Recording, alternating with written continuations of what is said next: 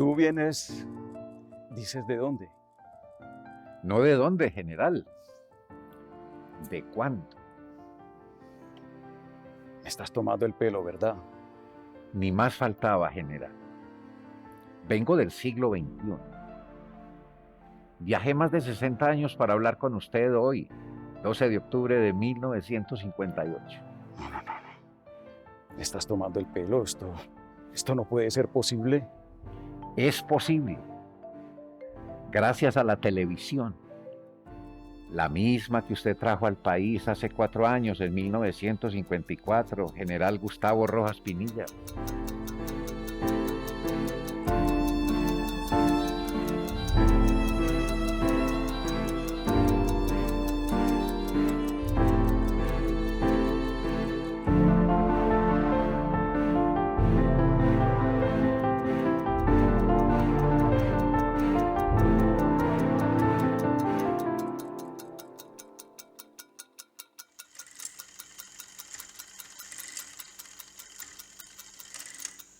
Yo sí sabía que la televisión algún día iba a sorprendernos mucho más de lo que nos sorprendió el día que la trajimos a Colombia.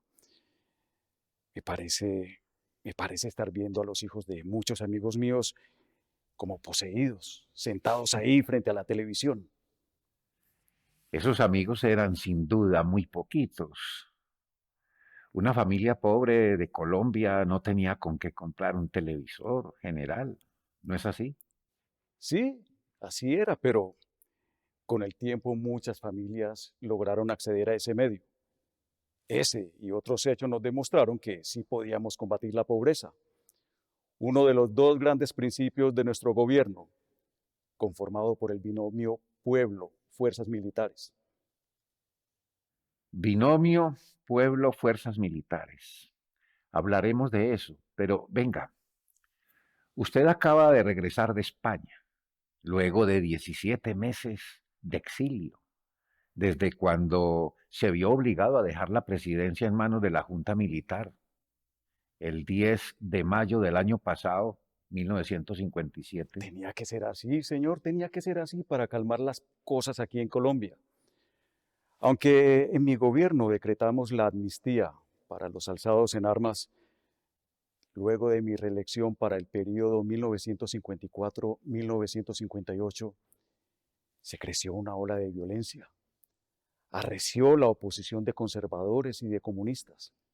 Hubo fuertes manifestaciones y movilizaciones sociales. Realmente las cosas se pusieron insostenibles, así que entregué el poder a la Junta Militar y salí del país en condición de exiliado. Y entonces ahora, ¿con qué propósito regresa? Si eres un patriota verdadero, no hay paraíso sobre la tierra si tu patria se deshace en sangre, en pobreza.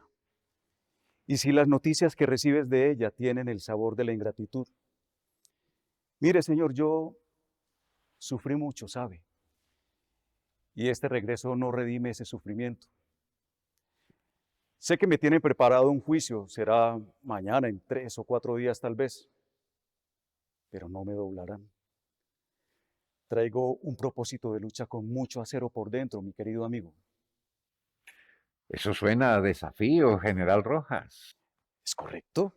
Es un desafío positivo y un gran compromiso con el pueblo. Traigo más afianzada la convicción de que el pueblo está por encima de las oligarquías. Vamos a ver qué pasa con el tal juicio ese que me van a hacer en el Senado y luego estaremos listos para trabajar de nuevo por Colombia. ¿De qué lo acusan? Prefiero no hablar de eso hoy, amigo. Dejemos que mis adversarios y mis acusadores se desahoguen. Yo, téngalo por seguro que voy a acatar la ley. Así pisoteen mi inocencia. Vea, señor, esto es común en la política, ¿sabe? Y hay que conocer muy bien las reglas del juego para también poder conocer a tiempo, identificar las trampas que se tejen alrededor de él.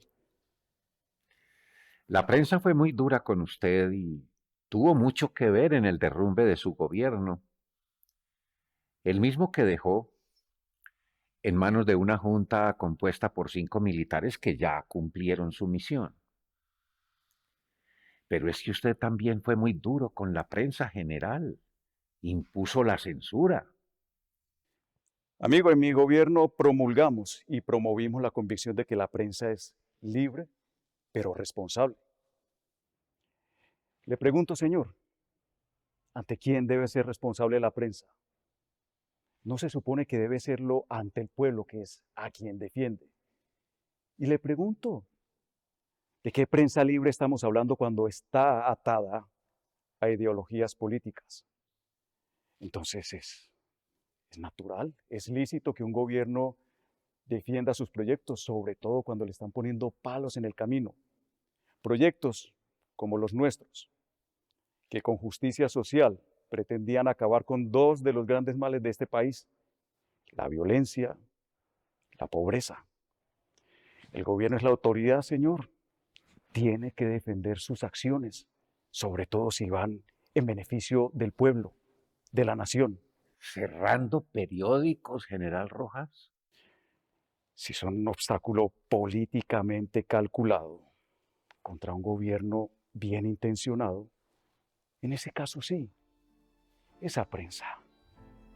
Esa prensa es el caldo de cultivo de la violencia, de la barbarie, y es el agente más poderoso de nuestras desdichas públicas.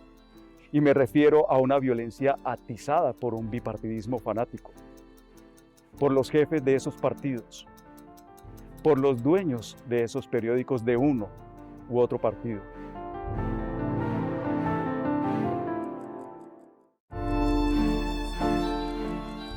General Gustavo Rojas Pinilla, el suyo es el único gobierno de facto, es decir, dictadura, que sucede, por lo menos en América Latina, sin que haya una gota de sangre de por medio.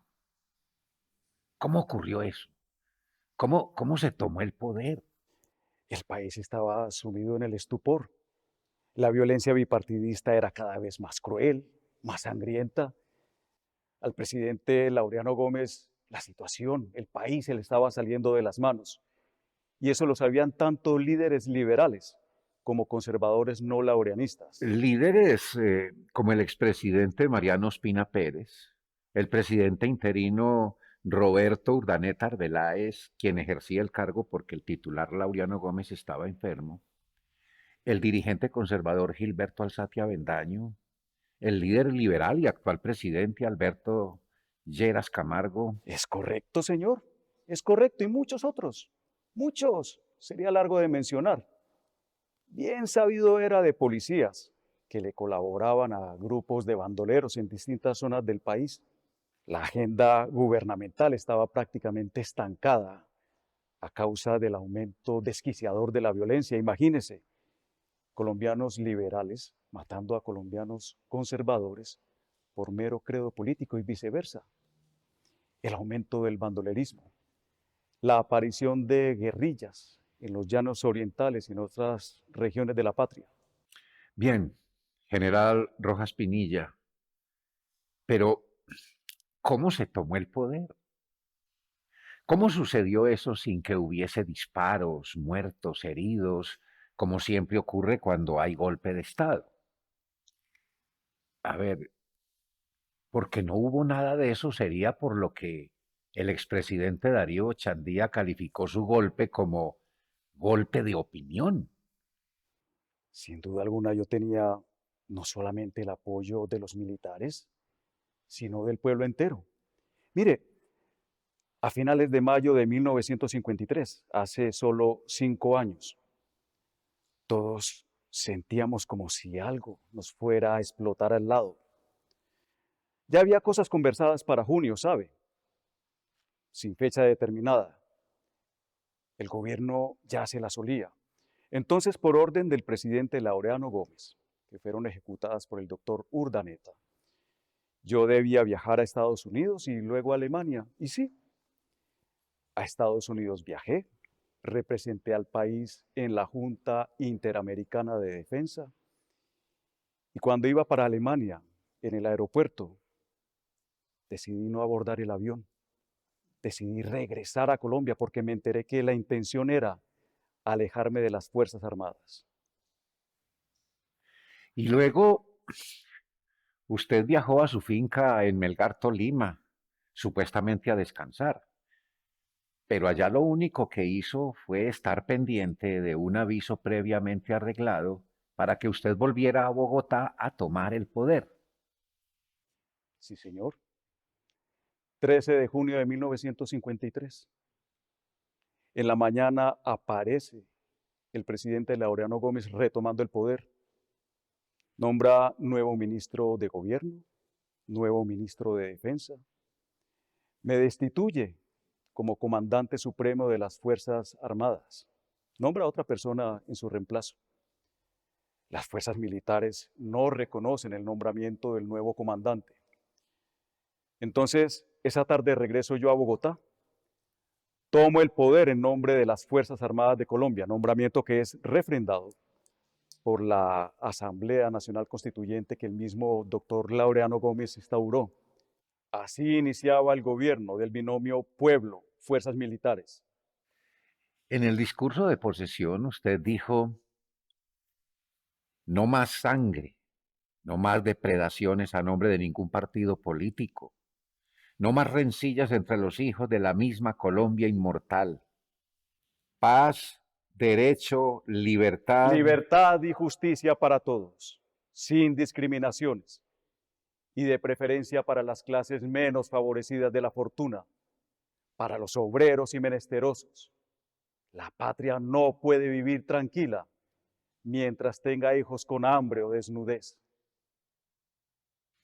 Usted es militar y es conservador. Y se tomó el poder que en manos estaba de un jefe conservador. Muchos no entienden eso, general. Sí, sí, soy militar, soy conservador, soy católico, pero no soy ciego, mi querido amigo. Lo que estaba pasando en este país era insostenible.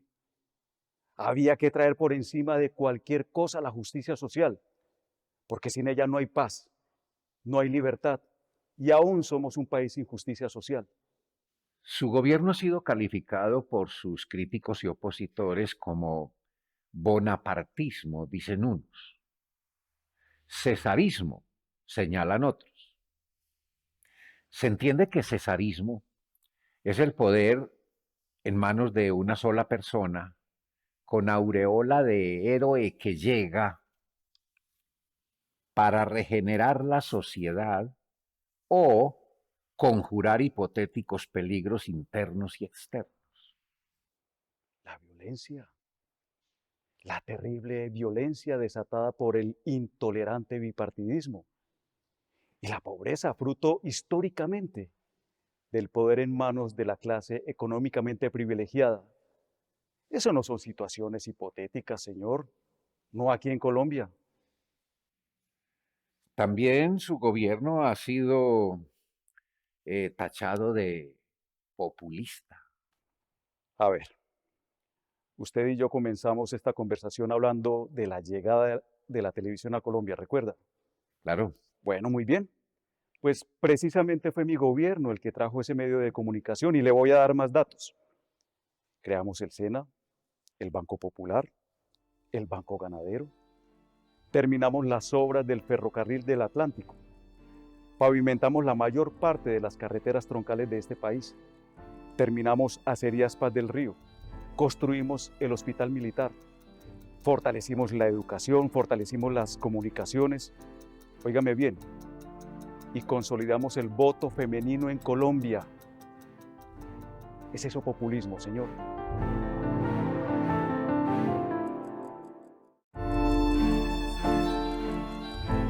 General Gustavo Rojas Pinilla, usted nació en Tunja en el año 1900.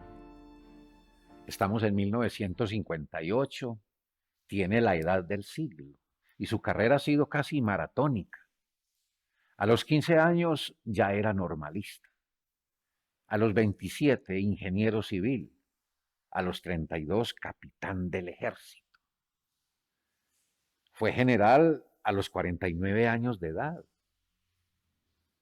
Y ya en 1952 fue nombrado como comandante general de las Fuerzas Armadas de Colombia. Disciplina y empeño, señor. Disciplina y empeño. Eso fue el legado, la herencia que me dejaron mis padres Julio Rojas y Hermencia Pinilla. Mi madre, señor, el día que ella murió fue tal vez el día más difícil de mi vida, ¿sabe? Y le voy a confesar algo, amigo. Yo siento que cuando ella muere, nazco yo como hombre. Hombre, una curiosidad. ¿Qué fue lo que usted hizo en Cali el 9 de abril de 1948 cuando ocurrió el Bogotazo tras el asesinato de Jorge Eliezer Gaitán? Porque eso atrajo de un modo especial la atención de gobierno y militares sobre usted. Sí, para aquel entonces yo era el comandante de la tercera brigada en Cali. Era el coronel Rojas. ¿Sabe? Cuando mataron a Gaitán, yo sentía que las cosas iban a poner difíciles. Por lo que estaba pasando en Bogotá. Claro, claro, por eso me fui por todas las emisoras de la ciudad, advirtiéndole a la gente para que regresara a sus casas, evitando así una orgía de sangre y fuego. Le confieso, yo sé que eso es una de mis grandes obras como militar. Si no estoy mal, general, usted casi se queda ejerciendo de ingeniero, a pesar de que comenzó su carrera militar muy joven, a los 20 años. Y a la política llegó más bien tarde. Hombre, a mí poco tiempo me quedaba para pensar en esas cosas. A uno de joven eso de la política pues ni se le pasa por la cabeza. Le cuento, viajé a Estados Unidos, regresé como ingeniero, me fui a trabajar a la selva, la política no estaba en mis cálculos. Luego reingresé al ejército, fui soldado, fui ingeniero, menos razones tenía para pensar en la política. Pero la política lo pensó a usted. Mire, más que militar, su golpe fue político, organizado por políticos. Y ni raro fue, porque los organismos armados participaban en política. ¿Y no le parece muy curioso, señor, que precisamente en mi gobierno comenzara la despolitización de la policía? En realidad sí, general. De veras, ¿por qué surgió en su gobierno tal idea y su consecuente proceso? Porque nos dimos cuenta que la política y los organismos armados del Estado no combinan en favor de la paz. Desafortunadamente llegamos tarde a esa decisión. La sangre derramada fue mucha. Hay dos hechos, general, ocurridos en su gobierno, de los cuales quisiera que usted mismo cuente por qué pasó lo que pasó. La muerte de 13 estudiantes bajo fusiles militares, el 9 de junio de 1954. El otro episodio es el de la Plaza de Toros La Santa María, el 5 de febrero de 1956, 8 días después de que su hija María Eugenia Rojas fuera víctima de un acto bochornoso allá en la Plaza de Toros. Esta es la hora en que aún no se sabe cuántos muertos hubo. Había censura de prensa. Amigo, le voy a contar. Lo de los estudiantes, evidentemente eso fue una conspiración política en la que mucho tuvieron que ver los comunistas y los conservadores extremistas. Y sabe, al día de hoy todavía no se tiene claro por qué el Batallón Colombia controló esa manifestación cuando la orden la tenían los soldados bachilleres. Y lo de la Plaza de Toros, hombre, eso es una suerte de novela contada de boca en boca, en la que todavía no se sabe con certeza quién dice la verdad y quién no. Ay, general, tanto por preguntarle, pero sé que lo están esperando. Esta pregunta da para mucho, pero bueno, ya tocó así corto. ¿Cuál es su versión de la caída de su gobierno? Se lo diré. Los mismos que me entraron me sacaron. Dirigentes de ambos partidos se confabularon, dejaron atrás sus odios y conformaron lo que se conoce como el Frente Nacional para ellos retomar el poder. Se inventaron toda clase de coartadas, protestas estudiantiles, cierres de bancos, paralización de la economía. Al ver esa situación que califiqué de inmanejable, le entregué el poder a la junta militar y me fui del país, me fui para España. Y muchas de sus ideas, calificadas hasta de socialistas, asustaron a jefes políticos y a empresarios. No contó con los partidos. Y la promesa de erradicar la violencia no se cumplió. Pero cierto es que desafié a la clase política tradicional de este país. Y le diré algo, señor. La insensibilidad social de la gente rica de Colombia es en parte causa del auge del comunismo. Por eso la lucha contra la violencia parece eterna, parece perdida. No quieren verlo, pero es así. ¿Qué tiene en mente, General Rojas? Me considero heredero del ideario del libertador Simón Bolívar, de la claridad de Gaitán, de la revolución en marcha de los liberales de antes. Escúcheme bien, la caída de mi gobierno marca la primera etapa en la preparación de la revolución social que se avecina. Ah, sí. Oye uno por ahí rumores, general, sobre una posible fuerza política alternativa, algo así como un tercer partido, no sin los temores de que al momento de entrar en la contienda electoral pierdan, no porque los derroten, sino No, porque... no, no, no diga más, señor, no diga más. Deje que los rumores se queden así como simples rumores. No vaya a ser que sus palabras se conviertan en palabras premonitorias. El país en su momento lo sabrá. ¿Y cómo va a ser usted? No, general, mire el tiempo. Hombre, no. Muchísimas gracias por este buen rato. Bueno, y ahora que usted va a viajar más de 60 años. General, es el tiempo de vuelta.